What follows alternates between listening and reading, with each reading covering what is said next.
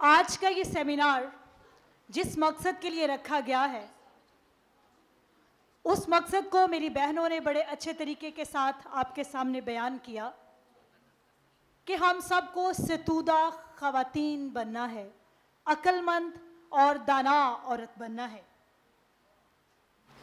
जिस मौजू पर मैं बात करूंगी वो मौजू ज़रा हट कर है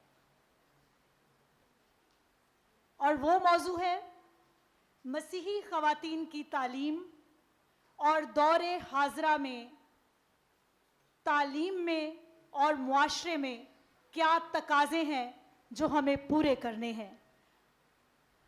3 पॉइंट्स पर हम इसमें बात करेंगे। सूरत हाल कैसी है, क्यों है और उसका हल क्या है। जैसे ये किताब है, ये फट गई है, क्यों फटी, क्या वजह हुई कि ये फट गई, इसको दुरुस्त कैसे किया जा सकता है। आपको समझाने के लिए ये मैंने मिसाल दी है मसीहियों की और मसीही ख़वातीन की। मुल्क पाकिस्तान में सूरत हाल क्या है, क्यों ऐसी सूरत हाल हुई है और उसको बेहतर कैसे किया जा सकता है, इस मौजू पर मैं आपके साथ बात करूंगी। हम मुख्तलिफ घरों में जाते हैं, मुख्तलिफ जगहों पर जाते हैं। जब हम हालात को देखते हैं, घरों को देखते हैं, हर रोज़ मीडिया पर मुख्तलिफ वाक़यात सुनते हैं, तो ये वाक़यात हमें सोचने पर मजबूर कर देते हैं कि ऐसी क्या वजह थी कि आरजू राजा दूसरी तरफ चली गई। ऐसी क्या वजह है कि ख़वातीन अपने मसीही शोहर को छोड़कर एक गैर कौम के मर्द के पीछे चली जाती हैं और फिर उस एक औरत की वजह से उस मसीही शोहर के बच्चे भी गैर कौम की तरफ चले जाते हैं। जिंदा मिसाल एक औरत की मेरे सामने है, नाम नहीं बताऊंगी। उस एक औरत की वजह से आज उसके घराने के 20 अफराद ने अपने खुदावंद को छोड़ दिया है। मुल्क पाकिस्तान में इतनी आबादी है, कोई 5 अरब दुनिया के अंदर इंसान बसते हैं। आप सबको पता है कि पाकिस्तान की आबादी कितनी होगी, कोई बता सकता है? ये आबादी है 23 करोड़ 44 लाख 49,800 कुछ। एक बच्चा था, वो कहने लगा जी इसमें एक का इजाफा कर लें क्योंकि मेरे घर में रात का मेरा एक भाई पैदा हुआ है। तो तकरीबन 23.5 करोड़ आबादी है मुल्क पाकिस्तान की। उसके अंदर 49.2% ख़वातीन हैं और 50.8% मर्द हैं। 2017 की मर्दमशुमारी के मुताबिक मसीहियों की तादाद 2.6 मिलियन यानी 20,60,000 है और पूरी आबादी का 1.2% पाकिस्तान के अंदर मसीही बसते हैं। इन मसीहियों में से सिर्फ 35% मसीही हैं, एक पढ़े लिखे हैं। यानी हर 100 की आबादी में से सिर्फ 35 लोग पढ़े लिखे हैं। यानी 7,21,000 लोग मसीहियों में से सिर्फ पढ़े लिखे हैं। 75% मसीही आबादी देहातों में रहती है। 80% मसीही स्वीपर्स हैं। कितने फीसद? यानी कितने में से कितने फीसद स्वीपर है? हर 100 में से 80 मसीही स्वीपर हैं। 85% मसीही एक कमरे के घर में रहते हैं। वर्ल्ड वाइड मॉनिटर की रिपोर्ट के मुताबिक सिर्फ लाहौर शहर में 7,894 स्वीपर हैं और वो सारे के सारे क्रिश्चियन हैं। इस्लामाबाद में सीडीए के मुताबिक 1500 मसीही स्वीपर हैं। कोयटा में टोटल स्वीपर 978 हैं, उनमें से 867 मसीही हैं। गिलगित में तमाम स्वीपर मसीही हैं। कराची में 19,000 स्वीपर हैं और ज्यादा तादाद उनमें मसीहियों की है। मुजफ्फराबाद में 40 खानदान मसीही हैं और वह तमाम के तमाम झाड़ू का काम करते हैं। विकिपीडिया के मुताबिक लाहौर में 94.7% मुसलमान आबाद हैं और 5.1% मसीही हैं और बाकी अकलियतें 0.2% हैं। यानी पाकिस्तान में सबसे ज़्यादा मसीही जो इस वक्त हैं वो लाहौर के अंदर हैं। मैं ये आदादो शुमार आपके सामने क्यों रख रही हूँ? मैं क्यों बता रही हूँ कि 80% मसीही जो हैं वो स्वीपर्स हैं? क्या मैं उनको डिग्रेड कर रही हूँ? नहीं, उनको डिग्रेड नहीं कर रही, किसी को डिग्रेड नहीं कर रही। अपनी असल सूरत हाल को आपके सामने रख रही हूँ कि हम खूबसूरत चेहरे को तो देखते हैं, लेकिन जो उसका बदनुमा हिस्सा है, क्या उस पर कभी हमारी नज़र गई है? क्या हमने उसको कभी देखा है कि ये बदनुमा हिस्सा बदनुमा कैसे हुआ? स्वीपिंग करना, झाड़ू देना बुरी बात नहीं है, लेकिन इसके अलावा भी चॉइसेस मौजूद हैं मुल्क पाकिस्तान के अंदर। आपको सुनकर बड़ी हैरानी होगी कि मुल्क पाकिस्तान के अंदर घरों में काम करने वालों और घरों में काम करने वालियों की तादाद भी सबसे ज़्यादा किसकी हो सकती है? हमारी। क्या आप सुनकर परेशान नहीं हो रहे? क्या रोना नहीं आ रहा? आ रहा है। मुझे तो आया था जब मैंने ये सारी रिसर्च की थी और मैं परेशान हो गई थी, और इसी बात ने हमारे दिल में ये बात डाली कि हम एक सेमिनार का इनेकाद करवाएं। लाहौर की सड़कों पर आप जब सुबह निकलते हैं तो आपको नौजवान लड़के झाड़ू देते नजर आते हैं। मैं उनसे जब पूछती हूँ ना, मैं कईयों से सवाल करती हूँ, झाड़ू दे रहे हो, क्यों दे रहे हो? नौकरी नहीं मिली। क्यों नहीं मिली? जी माँ बाप ने नहीं पढ़ाया। जब मैं उनको कहती हूँ माँ बाप ने स्कूल भेजा था, जी भेजा था, तो फिर यहाँ तक कैसे पहुँचे? जी पढ़े नहीं थे। तो कसूर किसका है? कसूर किसका है? हमारा अपना, हमारे वालिदैन का, माओ का, वालिद का, बाप का, घरानों का। एक पर्सन है आयरा पतरस इंद्रियास, उसने अपने पीएचडी के मकाले में, उसके मकाले का नाम है, थीसिस का नाम है a case of Christian female sweepers in Lahore. उसके सफ़ा नंबर 13 पर वो लिखते हैं कि 2013 की मेट्रोपॉलिटन रिपोर्ट के मुताबिक लाहौर में जो खवातीन स्वीपिंग का काम करती हैं उनमें 76% मसीही औरतें हैं। इस्लामाबाद में 98%, कोयटा में 88%, पेशावर में 86%, और ये सारे के सारे खाक रूबी का काम कर रहे हैं। नौजवान लड़के और नौजवान लड़कियां गैर कौमों में शादियां कर रहे हैं और ये रेशो दिन ब दिन बढ़ता जा रहा है। दिन ब दिन ये रेशो बढ़ता जा रहा है। बहुत सारे ऐसे हैं जो मर्द दूसरी शादी करते हैं और अपनी शादी को सेव करने के लिए वो दूसरे मजहब की तरफ चले जाते हैं। बहुत सारी खवातीन ऐसी हैं जो अपनी दूसरी शादी को सेव करने के लिए रिलीजन को चेंज करती हैं। बहुत सारी खवातीन ऐसी हैं जो घरों के अंदर काम करती हैं। मैं आपको ताज़ा वाकयात जो मैंने खुद अपने आंखों से देखे और कानों से सुने हैं बता सकती हूँ कि खवातीन घरों के अंदर काम करने के लिए जाती हैं और अपने बसे बसाए घरों को छोड़कर दूसरे मज़हब की तरफ चली जाती हैं और उनके शोहर रोते हैं, उनके बच्चे रुल जाते हैं, उनके घराने बर्बाद हो जाते हैं। हमारे मुल्क के अंदर, पाकिस्तान के अंदर तकरीबन 700 कैथोलिक मसीही स्कूल हैं, सिर्फ कैथोलिक मसीही स्कूल। बाकी चर्चिस के स्कूल इससे भी ज्यादा है, लेकिन इसके बावजूद हमारी प्रोडक्ट क्या है, हम दे क्या रहे हैं? स्वीपर्स पैदा कर रहे हैं, क्या दे रहे हैं हम कौम को, क्या बना रहे हैं हम अपनी कौम को?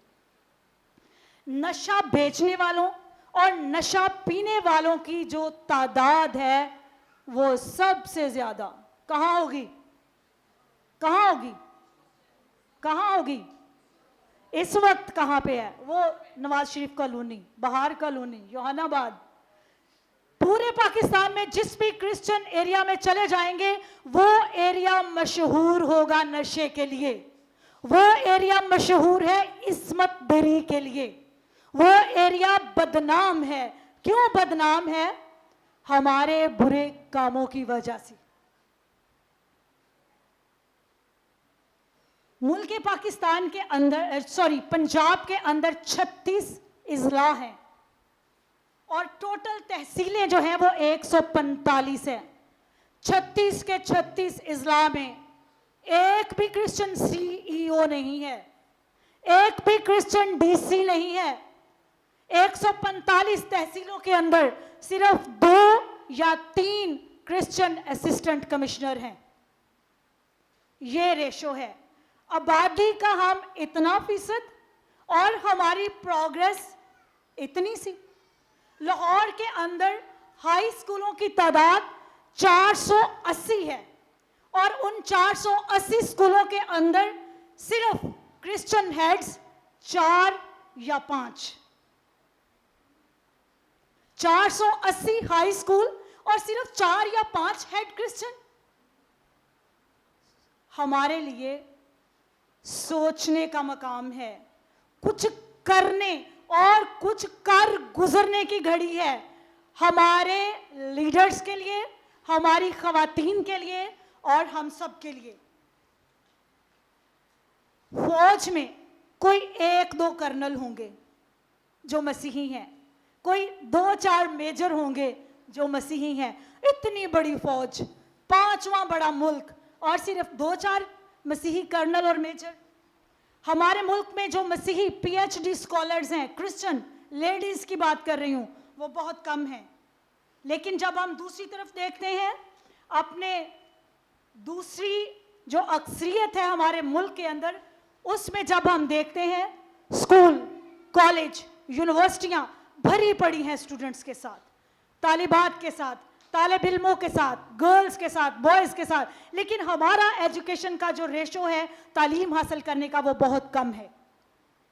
हमारे कितने बच्चे हैं जो 10वीं क्लास पास करते हैं, अगर पास करते हैं तो 3rd डिवीजन में करते हैं, ना वो फौज में जा सकते हैं, ना वो किसी जॉब में जा सकते हैं, इवन दाउ उनको गवर्नमेंट कॉलेज में भी दाखिला नहीं मिलता क्योंकि उनके अंदर ऐसी अहलियत ही नहीं होती है।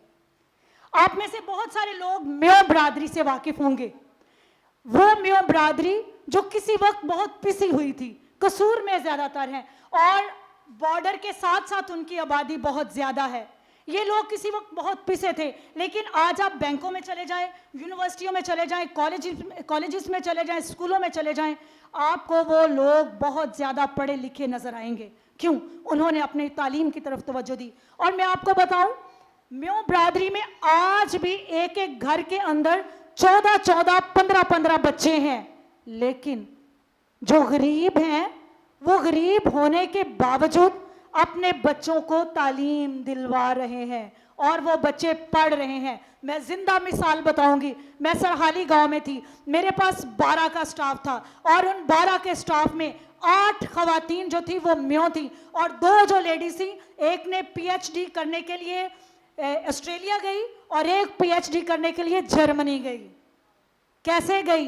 पढ़ा और गवर्नमेंट की तरफ से फुली फंडेड जो स्कॉलरशिप है, यानी कोई पैसा नहीं लगाया, मेहनत की और मेहनत करके पढ़ने के लिए फिर बाहर गई। ऐसी सूरत हाल क्यों है? वजह क्या है? सूरत हाल हमने देख ली, रीजन क्या है? बहुत सारी वजूहात हैं। नंबर 1, मसीहियों के गलत रवैये। मेरा भाई डॉन बॉस्को स्कूल में पढ़ाता था, कोई आज से 6 साल पहले।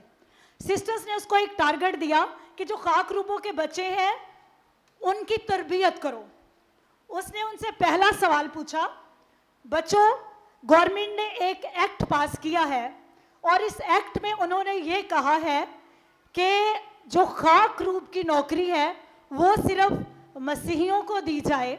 चले मैं भी आपसे यही सवाल करती हूँ, तो क्या ये अच्छी बात है या बुरी बात है? आप क्या जवाब देंगे? जी दोबारा बताइए, क्यों बुरी है?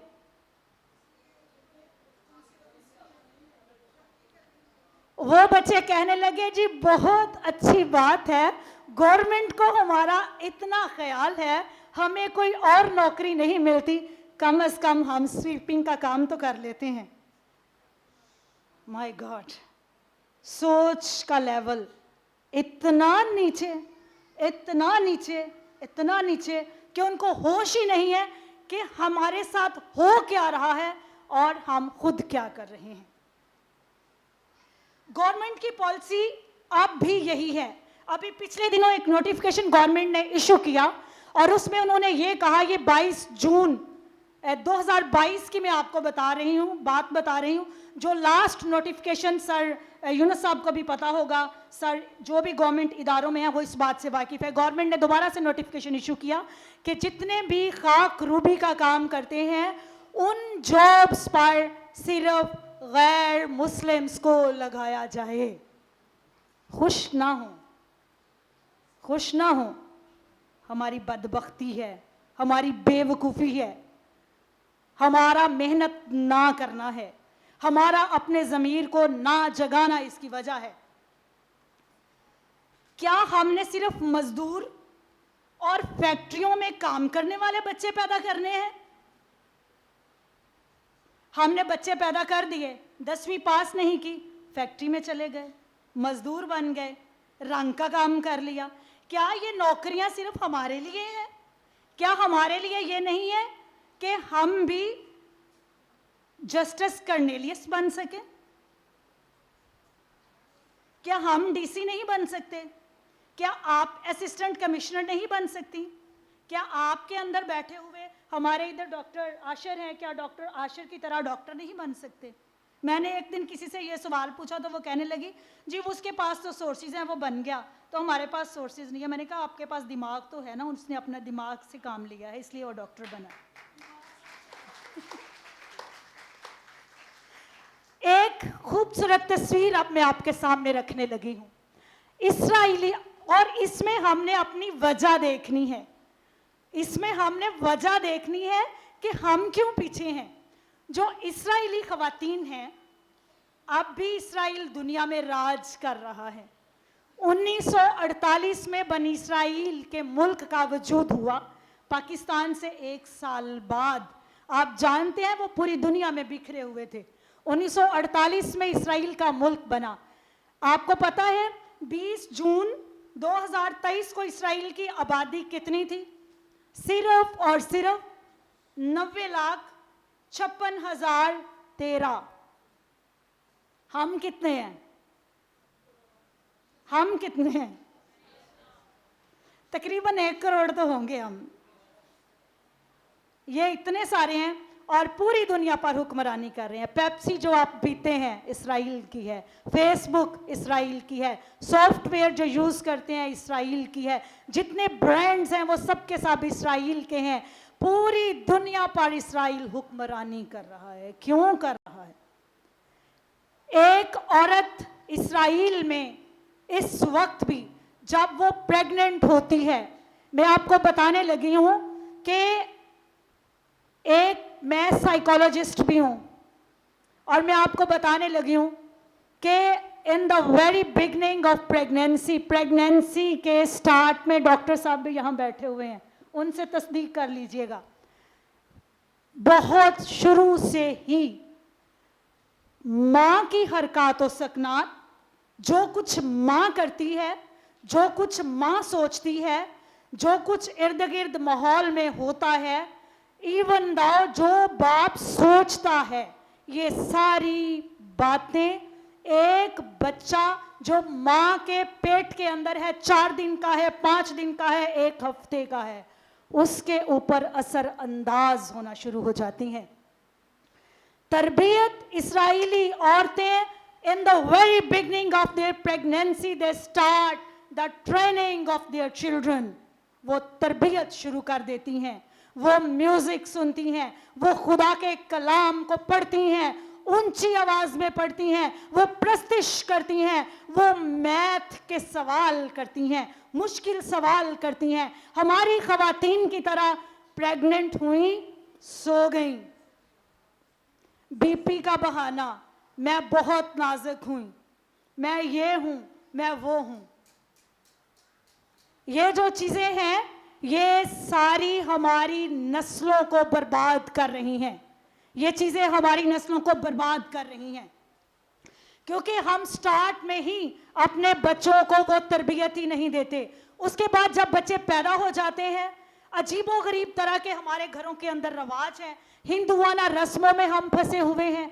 ऐसी रस्में और ऐसी रीतों का हम शिकार हैं जिनका ना खुदा से ताल्लुक है और ना ही हकीकी जिंदगी के साथ उनका ताल्लुक है, और रिजल्टेंटली हम नाकाम नस्लों का बीज फल काटते हैं। इस्राएली बच्चे मेहनती हैं, इस्राएली बच्चों का खास तर्ज जिंदगी है, सुबह सवेरे उठते हैं, इबादत करते हैं, खुदा के साथ चलते हैं।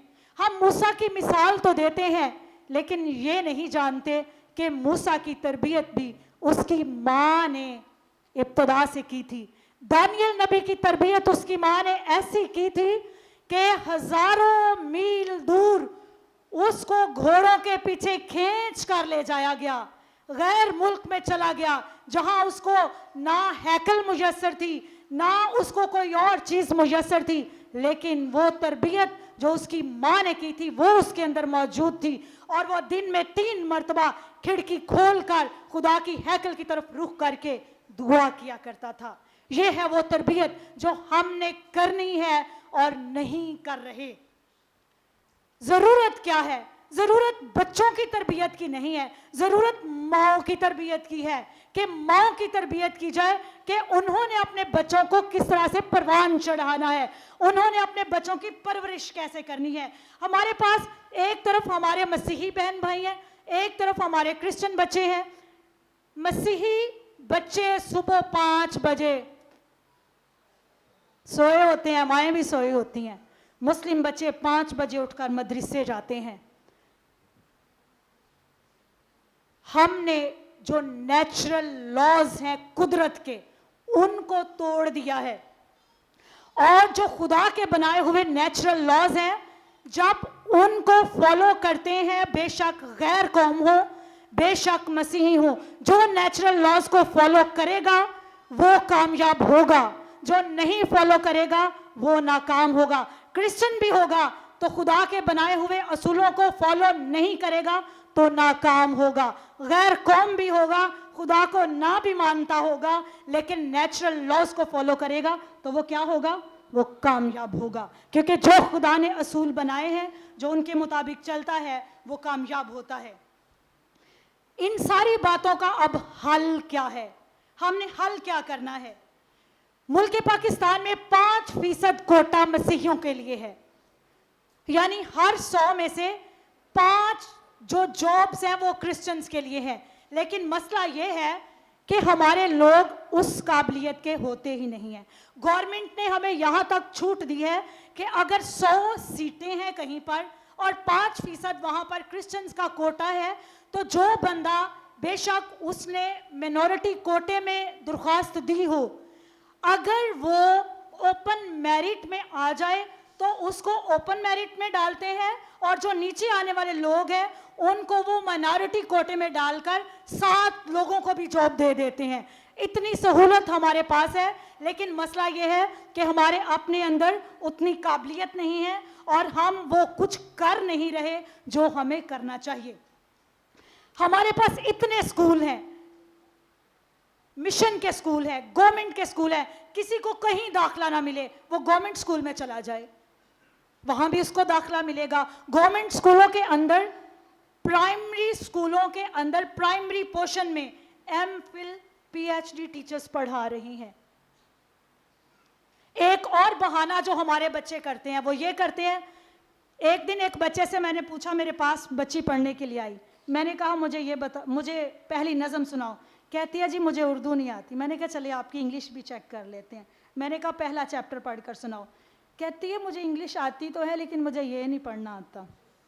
मैंने उसकी माँ से कहा ये सारे बहाने, हमारे बच्चे आजकल ये बहुत बहानेबाजी कर रहे हैं। सारे बच्चे, क्रिश्चियन बच्चे अक्सर ये बहाना करते हैं हमें उर्दू नहीं आती, हमें अंग्रेज़ी आती है। और जब अंग्रेज़ी को चेक करते हैं, अगर मेरे जैसी उस्ताद सामने बैठी हो जो हर रोज़ सैकड़ों बच्चों को देखती है, तो वो फिर गलती को पकड़ लेती है कि वजह क्या है, क्या वजह है। बच्चे खुद नाकाम हैं और मेहनत नहीं कर रहे, और इल्ज़ाम वो किस पर लगाते हैं? असातिज़ा पर लगाते हैं, वालिदैन पर लगाते हैं, और अपनी गुर्बत पर उसको इल्ज़ाम लगाते हैं। हम गरीब हैं, हमारे पास सोर्सेज नहीं है, हमारे पास ये नहीं है, हमारे पास वो नहीं है।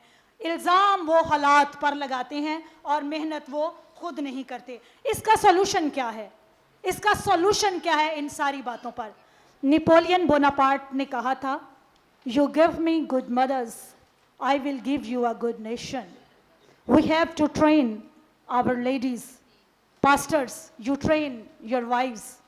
Gents, you train your wives. Brothers, अपनी बहनों को एजुकेट करें, अपनी बहनों की तरबियत करें। भाई अपनी बहनों की तरबियत करें। पास्टर्स अपनी मिसेस, अपनी बेगमात की तरबियत करें। बच्चों की तरबियत खुद ही हो जाएगी। खुदा के कलाम के मुताबिक ज़िंदगी गुजारना शुरू करें। अपनी रोजमर्रा जिंदगी को दुरुस्त करें। अपने सोने, जागने, उठने, बैठने का एक शेड्यूल बनाएं, प्रिपेयर करें। अपने घरों का एक तरीकेकार बनाएं। बच्चों और माँ में अंडरस्टैंडिंग पैदा करें। वालिद और वालिदा, इनके अंदर आजकल डुअल पर्सनैलिटी है। माँ ने बच्चे को डांटा, बाप ने कहा क्यों डांटा है। बाप ने डांटा, माँ ने कहा क्यों डांटा है। डुअल पर्सनालिटी ये बच्चों को बर्बाद कर रही है। इससे बचें। बाप ने डांटा है, माँ बाप के साथ खड़ी हो, बाप ठीक कह रहा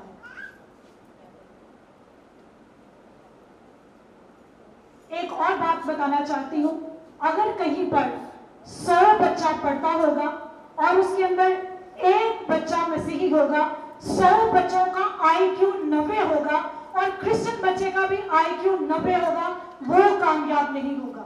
क्यों कामयाब नहीं होगा? अगर उसका IQ 100 होगा तो वो 90 को कंपीट करके ऊपर आएगा। अगर 90 वाले IQ के साथ 90 वाला ही बैठा होगा तो वो कामयाब नहीं हो सकेगा। हमारे मुल्क में बेशुमार यूनिवर्सिटियां हैं, कॉलेज हैं, उनका पता लगाएं। नहीं पता, चर्चिस के पास्टर्स के पास जाएं, उनके साथ राब्ते में रहें ताकि आप अपने बच्चों की बेहतर तरबियत कर सकें। और मुख्तलिफ शोबाजात में आपके लिए बेशुमार जॉब्स हैं। उठे, बेदार हो। इसके साथ साथ एक और जरूरी बात, मोटिवेशन दें। अगर एक शख्स पढ़ा लिखा है तो अपने भाई के बच्चों को पीछे ना रहने दें। एक पढ़ा है तो अपने साथ 2 को भी एजुकेट करें। अगर नहीं करेंगे तो हमारी कौम पीछे रह जाएगी। खुद एक नवाला खाते हैं तो दूसरों को दें साथ। खुदा हमसे हिसाब मांगेगा, मुझसे हिसाब मांगेगा। आबदा, तू हेडमिस्ट्रेस थी, तेरे पास इतनी जाने थी, किस किस को बचाया था और किस किस को अपने बच्चों में से हिस्सा दिया था। दूसरों को इंफॉर्मेशन दें और मीडिया का, इलेक्ट्रॉनिक मीडिया का इस्तेमाल करें और सोशल मीडिया का इस्तेमाल करें। और आखिरी बात करके ख़त्म करूंगी, और इस बात को मैं चाहूंगी कि आप गौर से सुने। एक साइंसदान था, मैं नाम नहीं लूंगी क्योंकि वो नाम मेरे जहन में स्किप हो रहा है। उस साइंसदान को स्कूल में उसकी मां ने दाखिल करवाया। ध्यान से सुनिएगा। और वो जो बच्चा था, थॉमस एडिसन, जब वो बच्चा स्कूल के अंदर गया तो स्कूल वालों ने उस बच्चे को स्कूल से निकाल दिया और एक चिट लिखकर उसके घर भेज दी। वो चिट उस माँ ने अपने पास रख ली। तो बच्चे ने माँ से कहा कि माँ, उस्ताद ने क्या लिखा था? माँ ने कहा, बेटा, तेरे स्कूल वालों ने इसके ऊपर ये लिखा है कि आपका बच्चा इतना ज़हीन है, इतना काबिल है कि हमारा स्कूल उसकी ज़हनी और अकली और तालीमी सतह को मीट नहीं कर सकता, हमारा लेवल उससे नीचे है। उसकी माँ ने अपने बच्चे को घर पर पढ़ाया, साइंसदान बना, जबरदस्त। उसका नाम थॉमस एडिसन। जब उसकी माँ बहुत हो गई, उसने वो पेपर, उसने कहा मैं देखूं तो सही उस पेपर पर लिखा क्या था। आप सुनकर हैरान होंगे कि उस पेपर के ऊपर क्या लिखा था। कोई बता सकता है? उस पर लिखा था, इतना निकम्मा है, इतना बेवकूफ है, इतना निखट्टू है कि स्कूल में ये रह ही नहीं सकता। उसकी माँ ने उसको बना दिया, उसकी माँ ने उसको साइंसदान बनाया। एक मैसेज है आप सबके लिए और मेरे लिए भी। माँ होते हुए, बहन होते हुए, घरानों की सरबराहान होते हुए, क्योंकि you are the ministers of your house, आप अपने घराने की मिनिस्टर हैं।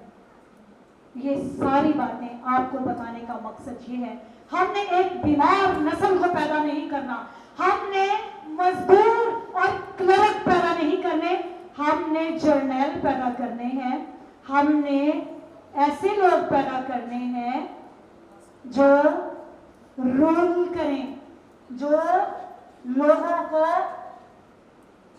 गाइड करें। हम गाइड करने वाले हैं।